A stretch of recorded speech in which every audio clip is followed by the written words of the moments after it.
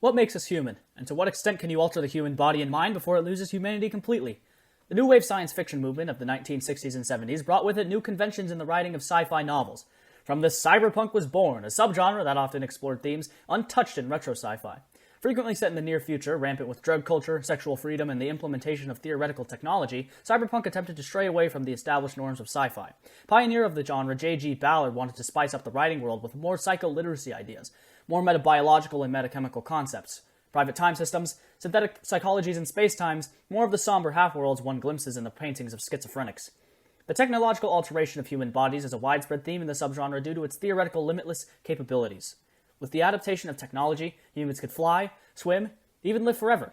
But how far can technology go before the human itself is lost? Akira and Blade Runner are two pinnacles for not only cyberpunk but science fiction as a whole. Their influence spreads past the film world and has created conventions found in neo-futurism architecture, the cyberdelic counterculture, artists in the 80s and 90s that fused cyberpunk and psychedelic drugs, and music like the vaporwave genre. Also Kanye West! Akira opens with the destruction of Tokyo in 1989. A large black dome engulfs the city and wipes it completely off of the map, leaving only a crater where civilization once was. Hard cut to Neo-Tokyo, rebuilt in 2019. The biker gang that our protagonists are in chase a rival gang, perhaps alluding to the chaos of both events and the destructive tendencies of Kaneda, the leader of the gang. Tetsuo, the runt of the pack, gets taken in by the military for testing after nearly crashing his motorcycle into an Esper, a child with psychic powers. This awakens powers of his own, similar to the ones of Akira, the Esper, or ESP, responsible for the complete destruction of Tokyo 30 years prior. The power Tetsuo now has eventually makes him egomaniacal and mentally unstable, losing compassion for other people, including his best friend Kaneda. The destructive power of Akira resembles that of the nuclear bombs dropped on Japan in World War II. This film being set in the future and having Tetsuo's powers be a possible threat is a representation of the fear of another catastrophe similar to the bombings that were commenced during World War II. Japan to this day is the only country that has suffered atomic destruction, with the bombings of Nagasaki and Hiroshima being constant reminders of the capabilities of apocalyptic fallout in our world. It makes sense that these bombings still remain pinnacles of Japanese popular culture, and it furthers the agenda of the objectification of Tetsuo over time, the raw, destructive power taking over him as the film progresses.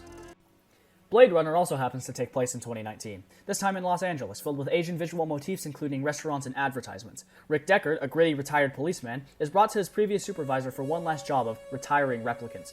This process of retiring is, in actuality, the murder of replicants, machines built to be as similar to humans as possible with technologically advanced physical abilities to surpass that of humans, and one detrimental weakness: the lifespan of 4 years.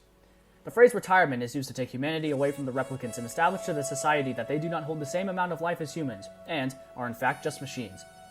Deckard meets with Eldon Tyrell, the CEO of the company that makes replicants, and learns that his assistant Rachel is in actuality a replicant who believes she is human. Tyrell explains that Rachel was given fake memories to provide an emotional cushion, further blurring the line between human and replicant in this world. The replicants of Blade Runner and the Espers of Akira share a common theme: the questionability of humanity. Both are creatures so similar to humans that they express human emotion and can successfully interact with humans, but both are utilized by overpowering authority and government for economic gain and brute power.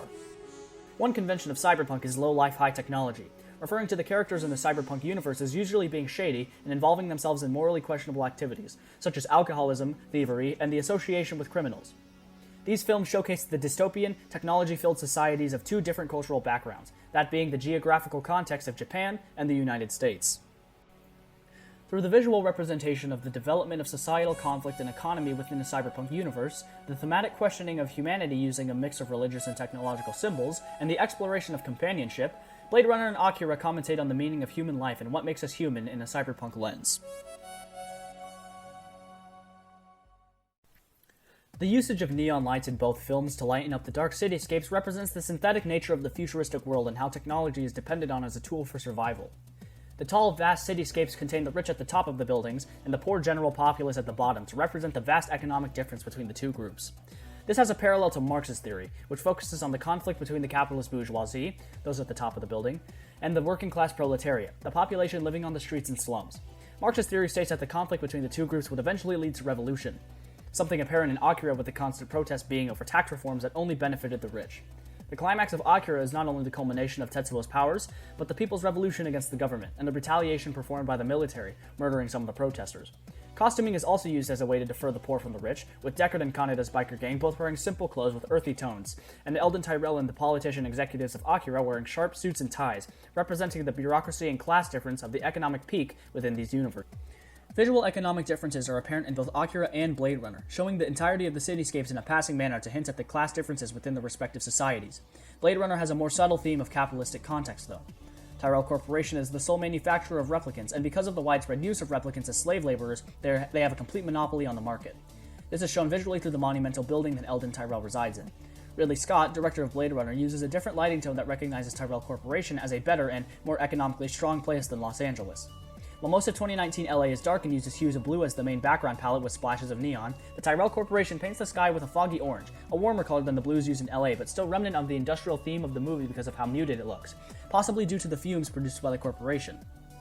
Economy is a driving force for modern human life, influencing consumable resources, pop culture, and the general necessities needed to survive.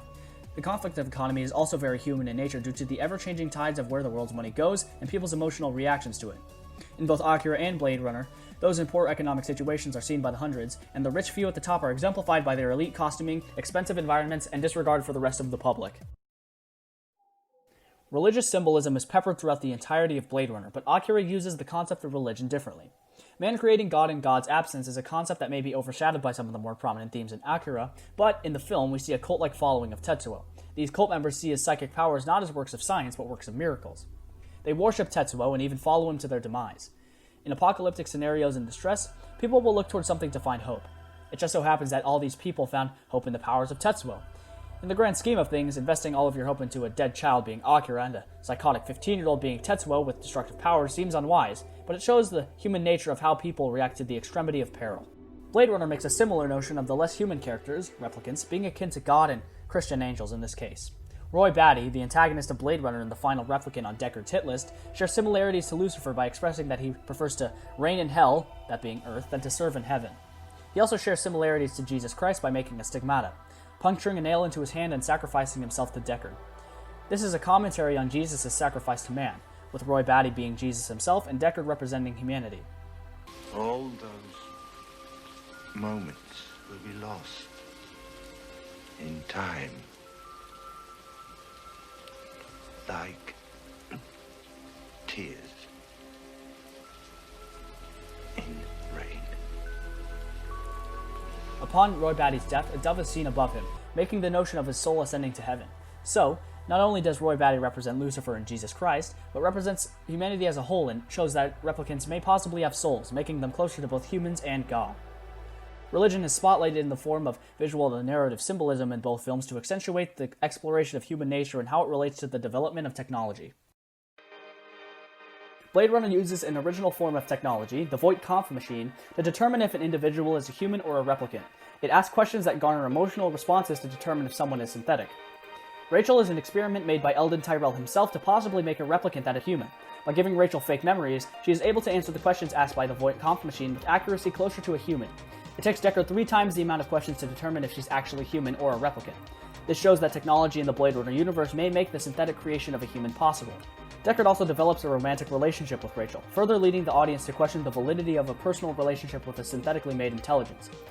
Blade Runner explores the relationship between humans and machines becoming more and more close to humans, but Akira explores the opposite.